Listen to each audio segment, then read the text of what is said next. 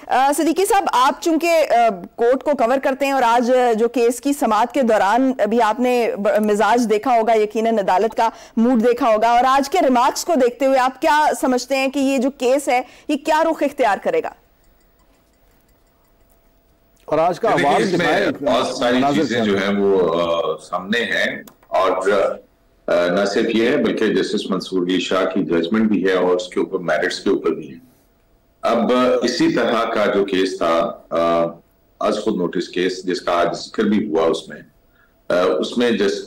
वो था, अगर आपको याद हो, गुलाम मोहम्मद डोगर की ट्रांसफर के केस के अंदर चीफ इलेक्शन कमिश्नर को बुलवाया गया और जस्टिस इजाजुल हसन और जस्टिस मुजाहिर नकवी ने सू मोटो नोटिस ले लिया कि जनाब इलेक्शन क्यों नहीं हो रहे, और उमर अता बंदयाल साहब ने उसके ऊपर एक 7 रुकनी बेंच जो है वो बना दिया था। उसमें पहली ही हियरिंग के ऊपर 2 जज साहबान, जिसके अंदर एक अतर मिनल्लाह साहब थे और दूसरे जस्टिस सीआई आफरीदी, उन्होंने इस बुनियाद पर इसको आज खुद नोटिस को कहा था ये नहीं बनता है कि ये मामला पहले ही हाई कोर्ट्स के अंदर जेर इल्तवा है, जिसमें एक लाहौर हाई कोर्ट में था और एक पेशावर हाई कोर्ट के अंदर। जो नैब तरामीम के हवाले से जो पहला इसकी मेंटेनेबिलिटी के ऊपर जो सवाल है, ये भी जस्टिस अतर मिनल्लाह ही ने उठाया था कि बेनजीर भुट्टो केस की रोशनी के अंदर, जो कि फुल कोर्ट की जजमेंट है, कि जब कोई मामला हाई कोर्ट के अंदर जेर समाअत हो तो उस पर जो सुप्रीम कोर्ट की ओरिजिनल जुरिस्डिक्शन है, जिसको 184(3) का अख्तियार कहते हैं, वो इस्तेमाल नहीं किया जाता है, राइट, या नहीं हो सकता है। तो मेंटेनेबिलिटी पर अगर देखा जाए तो ये आर्गुमेंट क्यों है? ये आर्गुमेंट इसलिए है कि 2022 में जब इस पर आज खुद नोटिस लिया गया था नैब तरामीम के हवाले से, ये पिटीशन जब इमरान खान साहब ने दायर की थी यहाँ पे, तो उससे पहले ही इस्लामाबाद हाई कोर्ट के अंदर ये मामला सब जुडिस था, जिसके ऊपर जो एडमिट भी हो चुका था, जिसपे शायद नोटिस भी जारी हो गए थे, और सुप्रीम कोर्ट ने एक्स्ट्राऑर्डिनरी जुरिस्डिक्शन इख्तियार करते हुए अपने पास इसको लगा लिया, और तकरीबन 15 माह तक ये चलता रहा। जैसे जैसे इमरान खान साहब का करप्शन का बयानिया होता था, वैसे वैसे इसकी हियरिंग्स होती थी, और फिर जो है दरमियान में प्रैक्टिस एंड प्रोसीजर एक्ट आ गया, जिसके अंदर 184(3) का कम्प्लेक्शन ही चेंज हो गया, कि जिसमें जजेस कमेटी ने बेंचेस तश्कील देने थे। तो इस बात को भी बताया गया, लेकिन उस पर भी गौर नहीं किया गया, और इस दौरान में जो प्रैक्टिस एंड प्रोसीजर था उसको स्टे कर दिया गया और इस मुकदमे को चलाया जाता रहा। जस्टिस मंसूर अली शाह के इसके ऊपर इख्तलाफी नोट हैं। तो ये 2 बड़ी वैलिड ग्राउंड हैं कि एक अदालत जिसका बेंच प्रॉपरली कॉन्स्टिट्यूटेड नहीं था, तो क्या उसको फैसला करने का इख्तियार हो सकता है। तो ये एक दूसरी बात है। और फिर तीसरी बात जो है वो जो कि आर्गुमेंट्स के अंदर जो फॉर्मुलेशंस में जो सामने आई है, वो ये है कि जो पार्लियामेंट है उसका कानून है, उस कानून के अंदर जो पार्लियामेंटेरियन हैं, जो इमरान खान हैं, जो खुद हैं, आज तो मखदूम अली खान ने ये कहा कि इमरान खान की मिली भगत से ये कानून तरामीम पास हुई, क्योंकि पार्लियामेंट के अंदर जब ये कानून पेश किया गया था तो उस कानून के वक्त इनकी पार्टी जो है वहां मौजूद थी, और उसमें इमरान खान जब वजीर आजम थे तो जो 27 तरामीम की गई उसके अंदर 25 तरामीम उन्होंने मुख्तलिफ ऑर्डिनेंसेस के जरिए पहले ही इंट्रोड्यूस करवा दी थी, जिसको एक्ट ऑफ पार्लियामेंट के अंदर पार्लियामेंट ने जो है मंजूर किया। ऑलराइट। तो वहां पे वो एक बिल का जो है वो मुकाबला करते और वहां पर अपनी मुखालफत करते, उन्होंने बाइकआउट किया, और वो तरामीम जो खुद की थी, जब वो पार्लियामेंट ने एक बिल की सूरत में बना दी तो खुद ही उनको आके अदालत के अंदर चैलेंज कर दिया। तो ये एक जो है उसका भी बड़ा अहम और स्ट्रॉन्ग नुक्ता है। तो जो ये 2 मेंटेनेबिलिटी के ऊपर और बेंच की तश्कील के ऊपर, तो ये 2 जो नुक्ते हैं ये बहुत ही अहमियत के हामिल हैं, क्योंकि अगर वो काबिल समाअत ही नहीं थी, ये 7 मेंबर बेंच का जो फैसला था, तो उसमें की सूरत में जो है फिर हम ये देखना होगा कि आया जस्टिस अतर मिनल्लाह अपने उसी फैसले के साथ स्टिक करते हैं, या आज जज साहबान जो है मुख्तलिफ व्यू इख्तियार करते हैं। बेनजीर भुट्टो के केस है जो कि 11 या फुल कोर्ट का है। तो ये सारी चीजें हैं जो देखनी होंगी, और फिर उसमें आज की जो समाअत थी उसमें बहुत सारी और चीजें भी हुई और वो ये थी जो कि ऑब्जर्वेशंस थी कि जो आर्टिकल 89 है ऑर्डिनेंस जारी करने का इख्तियार, आपको याद होगा कि इमरान खान की हुकूमत के अंदर तकरीबन जो नॉर्मल लेजिस्लेशन के बजाय 85 के करीब ऑर्डिनेंस थे और हम मजाक में कहा करते थे कि जो सदर अलवी हैं वो ऑर्डिनेंस फैक्ट्री हैं। अच्छा करीम सिद्दीकी साहब, ये बताएं कि एक तो इसकी टेक्निकलिटी है इस केस की जो आपने सारी बयान की, लेकिन इसके साथ साथ ज़्यादा लोगों का जो इसके ऊपर फोकस था वो जो बज़ाहिर जो ऑप्टिक्स जो होते हैं कि अच्छा इमरान खान जो है वो पर्दा सीमी पर आएंगे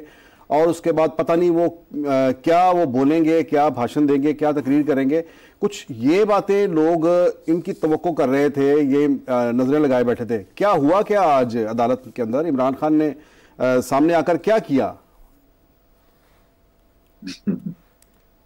इमरान खान साहब की आज गूंगी पेशी थी।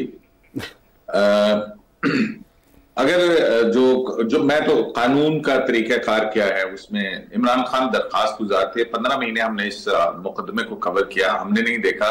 कि कभी इमरान खान जो है वो उस समाअत के अंदर खुद पेश हो। उनकी जगह ख्वाजा हारिस पेश हुआ करते थे और ख्वाजा हारिस में कोई अगर 40 समाअतें अगर हुई थी, टोटल तो 53 के करीब इस केस की समाअतें हुई, इसको 15 महीने तक लटकाया गया। उसमें जो है 26 या 27 हेयरिंग्स के ऊपर सिर्फ ख्वाजा हारिस ने ही अपने दलाइल दिए थे। तो ये बहुत अनप्रेसिडेंटेड है और कई मरतबा वो उसके अंदर रेपुटेशन भी की थी, लेकिन जाहिर है उमर बंदियाल साहब का बेंच था, सामने इमरान खान साहब के वकील खड़े थे और शाह महमूद कुरैशी साहब आया करते थे, तो सामने बैठ के एक ऑर्डर में तो उनका नाम भी है शाह महमूद कुरैशी का। एनीवेज, तो ये जो है वो मुकदमा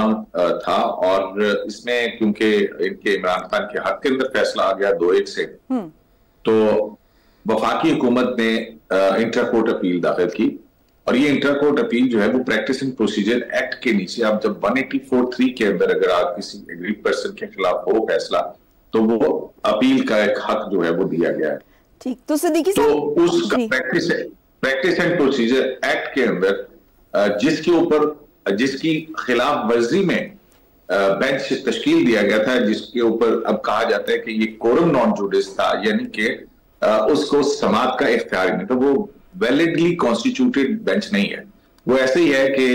अदालत के बजाय जो है वो कहीं बाहर 3 जज साहबान बैठ जाए और कहें कि हम अदालत हैं। ऐसा नहीं हो सकता क्योंकि अब जजेस कमेटी भी आ गई और वो भी है, उस वक्त कानून वो भी था, लेकिन अब कानून का इतलाक हो चुका है तो उसके नीचे ही अदालत इसको सुन रही है। तो ये इसमें क्योंकि जब अपील दाखिल की जाती है तो उसमें जो एप्लीकेंट होता है वो रिस्पोंडेंट बन जाता है। तो अब इमरान खान साहब के वकील क्योंकि सूरत-ए-हाल तब्दील हो गई और ये सारा कुछ, तो इमरान खान साहब को पिछली समाअत के ऊपर जाहिर है अदालत किसी को सुने बगैर फैसला नहीं करती है, जो कि इंसाफ ना सिर्फ वो होता हुआ नजर भी आए, उसके मुताबिक उनको जो है वो कहा गया अडेला जेल में सुपरिटेंडेंट जेल के जरिए से सारा रिकॉर्ड भिजवाया गया उनको और उनसे कहा गया कि आप रिप्रेजेंट करना चाहते हैं तो करें अपने आप को। तो वकील उन्होंने कहा नहीं पेश हो सकते, तो वो कहा कि मुझे खुद पेश होना है इस मुकदमे के अंदर। लेकिन अदालत ने यही फिर देखा कि ख्वाजा हारिस क्योंकि अपील के अंदर है और लीगल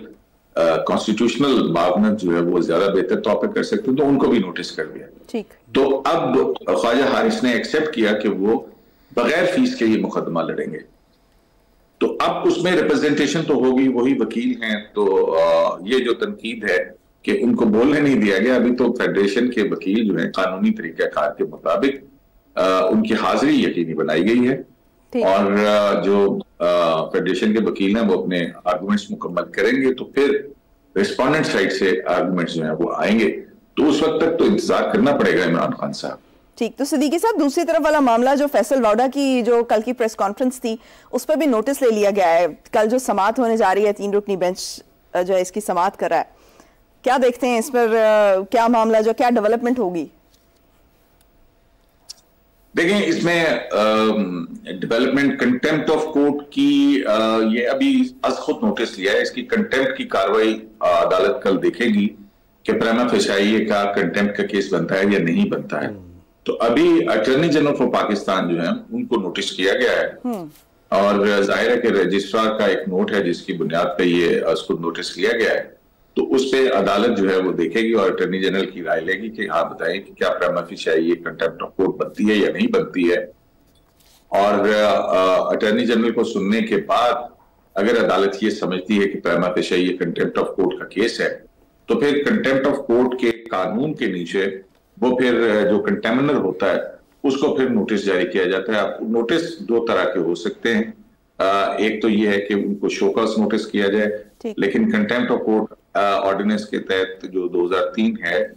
उसमें पहले एक नोटिस होता है, 7 दिन का वक्त आप दिया जाता है। अदालत उससे पूछती है कि आप क्यों ना आपके खिलाफ तौहीन अदालत की कार्रवाई की जाए, और अगर वो गैर मशरूत तौर पर माफी मांग ले तो इस हवाले से बहुत सारे हमारे सामने केसेस हैं जिसके अंदर इमरान खान ने जब इफ्तिखार चौधरी के दौर में शर्मनाक का लफ्ज इस्तेमाल किया था अदालतों के लिए तब भी कंटेम्प्ट कार्रवाई हुई थी। अल्ताफ हुसैन ने एक अनवर ज़हीर जमाली साहब के हवाले से बहुत थ्रेटनिंग तकरीर की थी, उस पर भी कार्रवाई हुई थी इफ्तिखार चौधरी के दौर में, तो उन्होंने फरूग नसीम ने अल्ताफ हुसैन की तरफ से गैर मशरूत माफी मांग ली थी। इमरान खान के खिलाफ ज़ेबा चौधरी को धमकी देने के ऊपर भी हुई है, इस्लामाबाद को जलाने के ऊपर, और उस वक्त 25 मई को अदालती हुक्म की खिलाफ वर्जी के ऊपर वो हो सकता है कि उनको फैसला ना मिला हो। तो मुतअद्दिद ऐसे केसेस है जिसमें इमरान खान इस हवाले से रहे और लेकिन लकीर है कि उनके खिलाफ कोई कंटेम्प्ट ऑफ कोर्ट की कार्रवाई नहीं हुई। ठीक, तो ये कंटेम्प्ट ऑफ कोर्ट का जो कानून है इसमें अगर वो जो मौजूदा चीफ जस्टिस है उन्होंने ये भी तो उन्होंने एक ये भी तो कहा था कि जजेस की कोशिश होनी चाहिए कि जो कंटेम्प्ट ऑफ कोर्ट के केसेस हैं इसमें रेस्ट्रेंट दिखाएं, एक ये उनके रिमार्क्स भी थे। नहीं, वो अगर आपको याद हो कि चीफ जस्टिस के खिलाफ चीफ इलेक्शन कमिश्नर ने एक प्रेस कॉन्फ्रेंस की थी और उसके बाद मीडिया से कोई गुफ्तगू हुई थी चीफ जस्टिस ऑफ पाकिस्तान की, जब वो वहां पे मॉन्यूमेंट के मुआयने के लिए आए थे तो हम सहाफियों ने उनसे पूछा था, वो रिकॉर्ड भी हुआ था उन दिनों, तो उनसे यही कहा गया था कि ये जुडिशरी को मलाइन करने के हवाले से आप कंटेम्प्ट की कार्रवाई करेंगे। तो चीफ जस्टिस ने कहा पर्सनली मैं जो है वो इसको इस तरह से इख्तियार को इस्तेमाल करने के लिए वो नहीं हूँ। अब वो क्योंकि उनका पर्सनल जाती मामला था तो वो एक और बात थी, लेकिन यहाँ पे जो फैसल बाउडा साहब ने जस्टिस तमन्ना के हवाले से कहा वो, लेकिन मैं दिलचस्प बात बहुत मैं यहाँ पे थोड़ा सा आपका 1 मिनट लूंगा, मुझे पता है कि मैंने काफी टाइम लिया आपका। श्योर बोलें। दिलचस्प अमल जो है ना वो होगा कि 3 कंटेम्प्ट के केसेस जो है वो इस वक्त हमारी अदालतों के अंदर चल रहे हैं, बहुत अहम, जिसमें 2 जो है वो इस्लामाबाद हाई कोर्ट में और तीसरा जो है वो अब सुप्रीम कोर्ट ऑफ पाकिस्तान में आ गया। ठीक, किसी दिन तफसील से आपसे बात करेंगे इनके अंदर फर्क क्या है। तो अब जो कंटेम्प्ट ऑफ कोर्ट का ट्रायल है ये क्रिमिनल ट्रायल होता है। अगर फैसल बाउडा माफी नहीं मांगते, जैसा कि उन्होंने ऐलान किया कि वो माफी नहीं मांगेंगे, तो फिर क्या होगा, फिर जो है वो इन पे तौहीन अदालत की फर्द जुर्म आयद होगी। तौहीन अदालत की फर्द जुर्म आयद होगी तो फिर इनको अपने डिफेंस के अंदर जो है वो शहादतें पेश करने का मौका मिलेगा। और अगर उन्होंने, जैसा कि वो कह रहे हैं कि अब जज साहब ये साबित करें कि मैं किसकी प्रॉक्सी हूं, तो ये एक और कट्टा जो है वो खुल गया है। तो इसमें फिर विटनेस बॉक्स में भी कुछ लोगों को आना पड़ सकता है और फिर क्रॉस एग्जामिन हो सकता है। तो ये वो कानून की रिक्वायरमेंट है जिसमें जो है ये सारी चीजें देखने वाली होंगी। और अगर फैसल बाउडा माफी नहीं मांगते हैं तो फिर ये भी मुमकिन है, और 184(3) के अंदर ये कार्रवाई है। अटॉर्नी जनरल कल को क्या कहते हैं, क्योंकि पाकिस्तान तहरीक इंसाफ के कई रहनुमाओं की जानिब से सोशल मीडिया के ऊपर और वैसे भी जो है बहुत सारी ऐसी कंटेम्प्चुअस ट्वीट्स भी हैं, बातें भी हैं,